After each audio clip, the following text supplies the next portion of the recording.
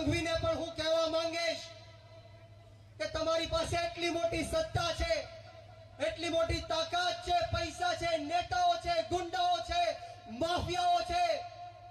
પરંતુ આ ગુજરાતનો ખેડૂત અત્યારે જાગી ગયો છે, તમારી સામે અવાજ ઉઠાવવા માટે મજબૂર થઈ ગયો છે। ત્યારે આપણને ખબર છે કે આ ગુજરાતની અંદર ખેડૂતોની હાલત શું છે। શા માટે ઈશુદાનભાઈ બોલી રહ્યા છે, શા માટે ખેડૂતો વિરોધ કરી રહ્યા છે, શા માટે યુવરાજભાઈ બોલી રહ્યા છે, ગૌરીબેન બોલી રહ્યા છે, કુલદીપસિંહ બોલી રહ્યા છે, શા માટે આપણે સૌએ ભેગા થવું પડ્યું છે, શા માટે આપણે સૌએ લડાઈ લડવાની જરૂર છે। દોસ્તો, લડાઈ એટલા માટે લડવાની છે કારણ કે આ ગુજરાતની અંદર જ્યારે આપણો ગરીબ ખેડૂતનો દીકરો પોતાનો પાક વેચવા માટે જાય છે ત્યારે પૂરતો એને પાકનો ભાવ નથી મળતો। આ ગુજરાતનો ગરીબ ખેડૂત સિંચાઈના પાણી માટે લાચારી કરે, ભીખ માંગે,